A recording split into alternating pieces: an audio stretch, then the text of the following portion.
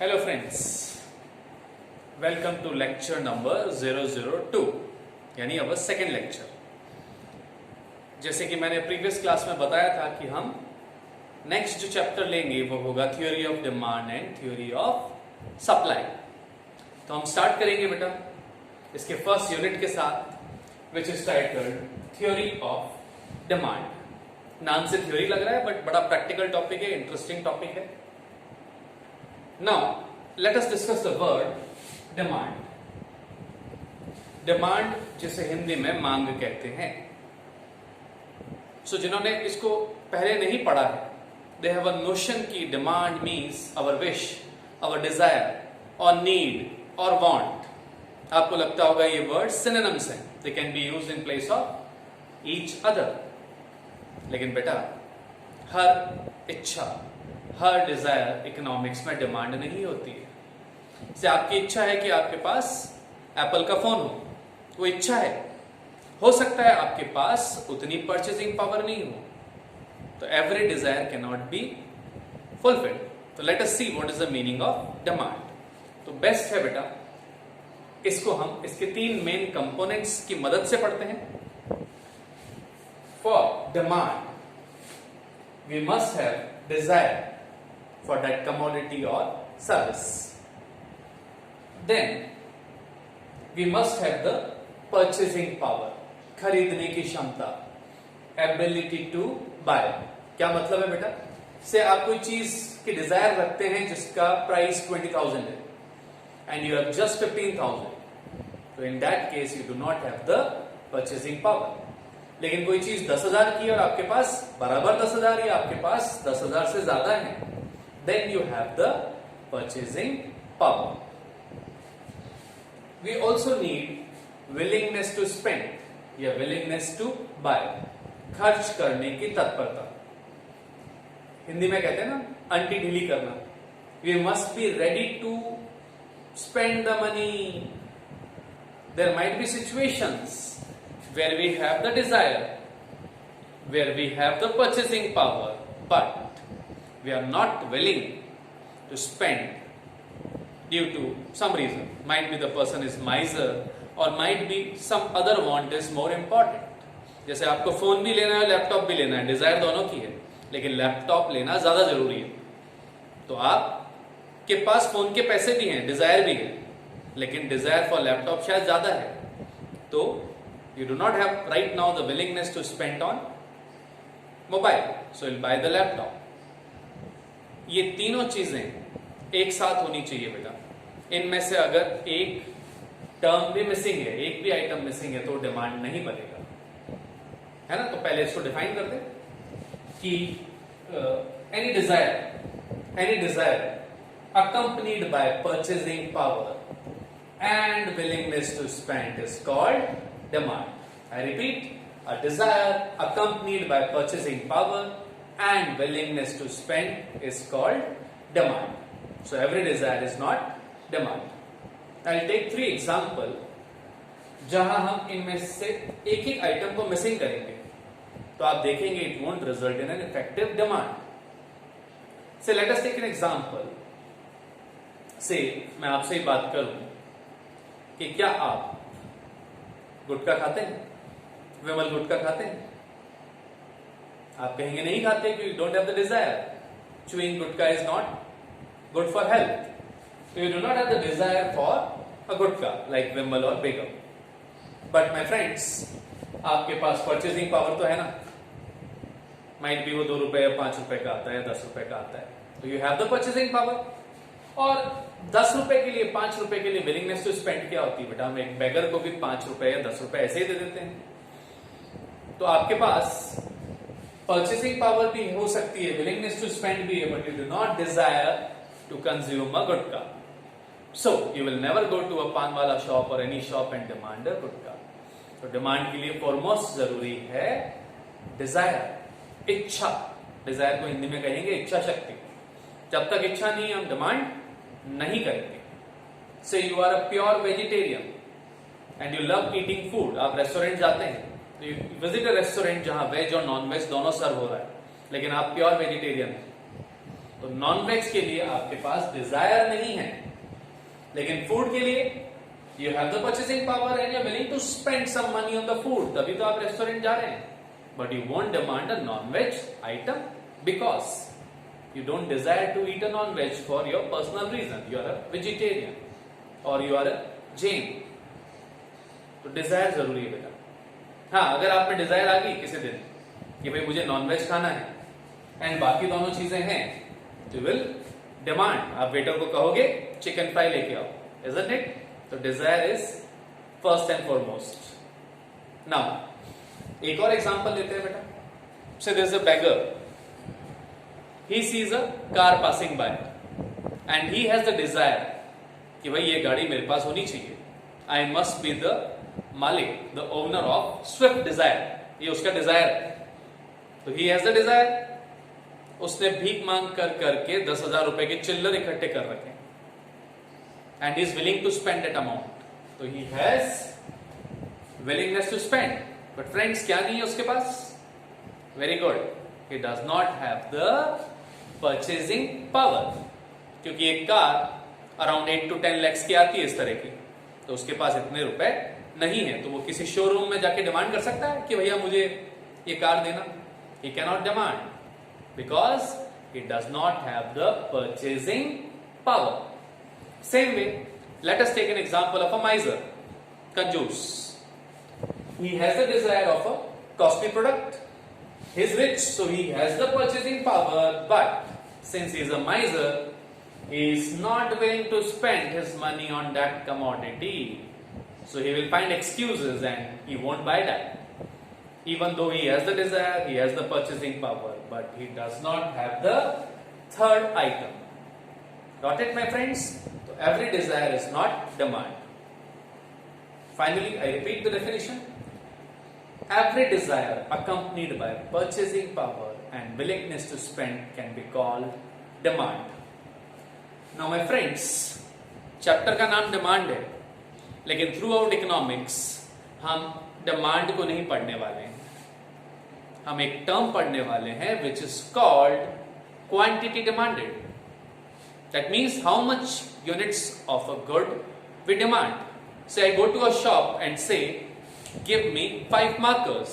So 5 is the quantity I am demanding. You go to a shop and say give me 4 soaps or 2 beer. So this is the quantity of a commodity you are demanding. No. Quantity demanded के case में हम quantity demanded के case में we will introduce some more items. Q stands for quantity. Quantity demanded में price भी आएगा और time भी आएगा. 2 more elements. Now we are trying to define not demand, a broader term, quantity demanded. उसके साथ प्राइस भी जरूरी है बेटा, क्योंकि हम किसी चीज के कितने यूनिट्स खरीदते हैं ये उसकी प्राइस पे डिपेंड करता है बेटा. एक छोटा सा एग्जांपल लेके समझते हैं कि price of a product 50 rupees है, तो क्वांटिटी डिमांडेड 100 है.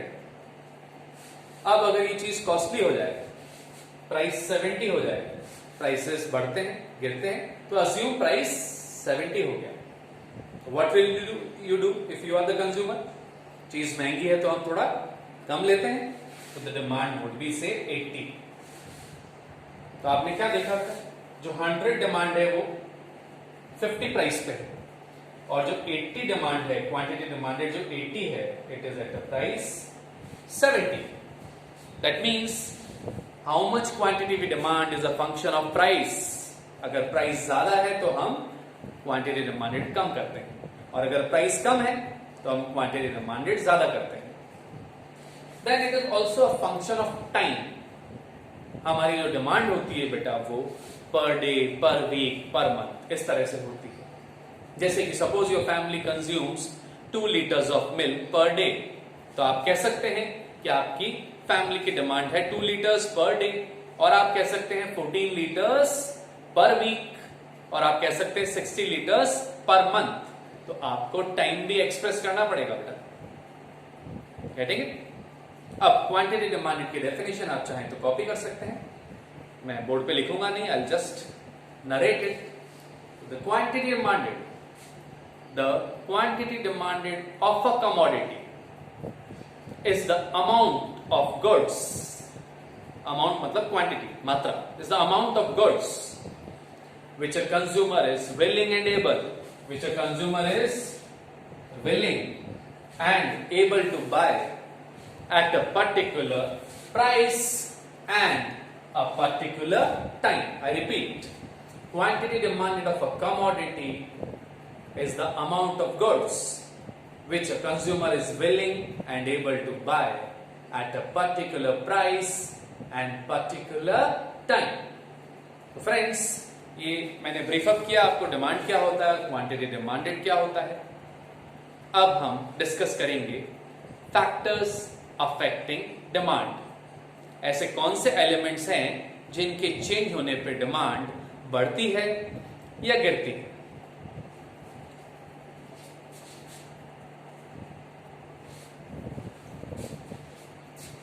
फ्रेंड्स, आगे बढ़ते हैं हम चैप्टर में.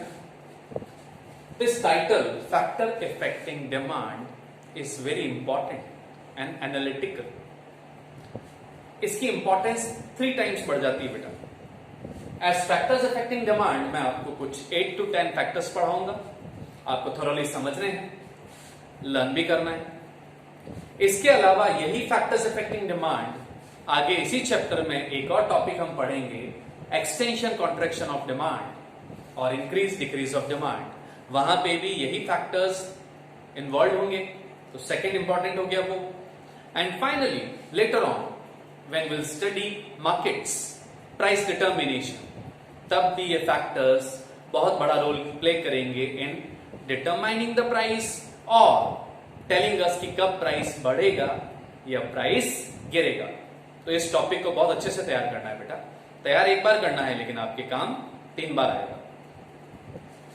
नाउ फैक्टर्स अफेक्टिंग डिमांड कितने होते हैं? तो अगर आप इसको 11th में पढ़ के आए तो आपको लगता है कि आपके बुक में 8 या 9 पॉइंट्स थे, तो यू हैव अ नोशन कि यही 8 या 9 पॉइंट्स होते हैं. तो बेटा books have a limitation, they follow a prescribed syllabus, तो they do not give the complete knowledge. मैं आपको सबसे पहले तो वही 8-9 मेन बुकिश पॉइंट्स पढ़ाऊंगा, प्लस हम 4-5 और पॉइंट्स पढ़ेंगे जो जनरली बुक्स में नहीं गिवन होते हैं, लेकिन आप अप्रिशिएट करेंगे कि ये भी रेलेवेंट फैक्टर्स हैं जो डिमांड को अफेक्ट करते हैं. तो आज हम लेते हैं 3 पॉइंट्स, इनको डिटेल में डिस्कस करते हैं. इन माय नेक्स्ट वीडियो हम और भी एक्स्ट्रा पॉइंट्स लेंगे रिगार्डिंग फैक्टर्स अफेक्टिंग डिमांड. आज का पहला पॉइंट मोस्ट इंपॉर्टेंट है बेटा, प्राइस ऑफ द कमोडिटी. कौन सी commodity? Price of own commodity. हम जिस कमोडिटी को पढ़ रहे हैं उसी का प्राइस. सपोज हम पढ़ रहे हैं कमोडिटी एक्स, तो यहां प्राइस भी एक्स का है बेटा. तो what we study, price of X अगर बढ़ेगा तो डिमांड ऑफ एक्स गिरेगा. There is an inverse relationship between price of a commodity and its demand. If the price of X falls, quantity demanded of X will increase. ये कोई rocket science नहीं है बेटा, बड़ा कॉमन सेंस है और आप सबको पता है. बाजार में जब प्याज का भाव बढ़ता है तो कुछ लोग प्याज थोड़ा कम लेते हैं, या बाजार में कोई चीज काफी सस्ती हो जाती है तो हम उसके ज्यादा यूनिट्स लेते हैं. तो इट्स ह्यूमन टेंडेंसी. लेकिन हम इसको भी बहुत डिटेल में एनालाइज करेंगे under the heading law of demand इसी चैप्टर में, but in our subsequent videos. फिलहाल आप इतना सा समझ लें कि प्राइस और डिमांड में इनवर्स रिलेशनशिप होता है. क्यों होता है? लॉ ऑफ डिमांड में हम वेरी सून इसको डिटेल में डिस्कस करेंगे. Next point is price of related commodity. Now my friends, related commodity का मतलब है कि वो कमोडिटी या तो सब्स्टिट्यूट होगी या फिर कॉम्प्लीमेंट होगी. अब आप कहेंगे what are substitutes and what are complements, तो डिफाइन कर देता हूं. Two goods would be called substitutes when they can be used in place of each other. Like Pepsi and Coke, they both are cold drinks. Pepsi available नहीं है तो आप Coke भी ले सकते हैं. और हॉट ड्रिंक की बात करें तो टी और कॉफी. अगर आप पढ़ाई कर रहे हैं तो बॉल पेन की जगह जेल पेन. तो these are called substitutes. Those two goods which can be used in place of each other. What are complementary goods? Those goods which have to be used together.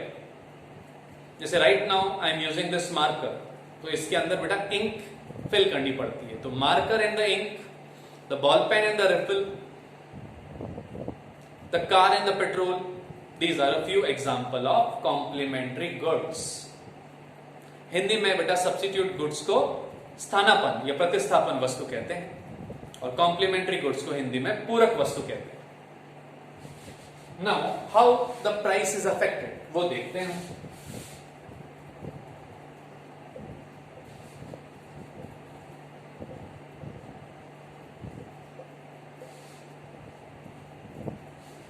हम assume कर रहे हैं y commodity x की substitute है. तो y का price बढ़ेगा तो what will happen to the demand of x? Would you like to guess? x and y are substitutes, they can be used in place of each other.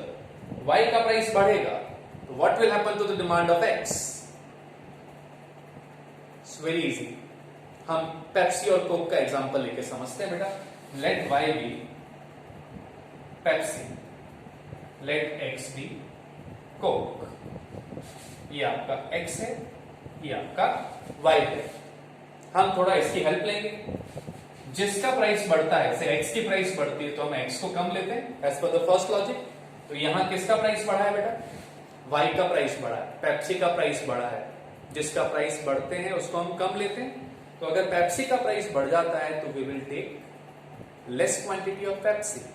But this is summer season, cold drink तो पीना है तो Pepsi कम पिएंगे. तो obviously what will happen बेटा? The customer will shift to the cheaper substitute. So what will happen? The demand of Coke will rise. The relation is now direct relationship. Price of y बढ़ने पर quantity demanded of x बढ़ जाता है. यानी in case of substitutes the arrow go in the same direction. Now let us take the example of complementary goods.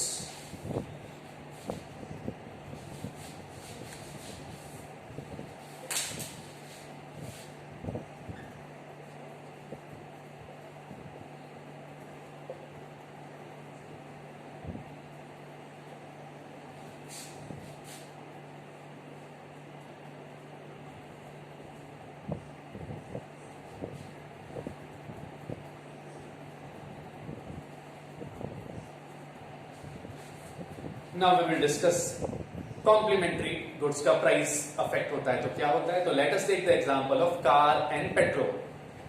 Car का price गिर गया बेटा. I have assumed the price of car falls. तो क्या होता है बेटा? As per law of demand, जिसका प्राइस गिरता है उसको ज्यादा लेते हैं. तो कार का प्राइस गिरेगा तो कार की सेल्स, कार की डिमांड बढ़ेगी. Now people who will buy the car, will they keep it parked or will they take it for a ride? So car की डिमांड बढ़ेगी तो जिनको कार यूज करनी है उनको पेट्रोल भराना पड़ेगा. तो क्या होगा? पेट्रोल की डिमांड भी बढ़ेगी. So in this case the relation is inverse. Car का प्राइस कम हो रहा है, पेट्रोल की डिमांड बढ़ रही है. तो सम अप करें. सब्स्टिट्यूट्स के केस में there is a direct relationship, whereas in case of complementary goods there is always an inverse relationship. अब हम लेते हैं बेटा थर्ड पॉइंट. ये सारे पॉइंट्स मैं आपको प्राइस के ही पढ़ा रहा हूं. तो थर्ड पॉइंट भी प्राइस का है.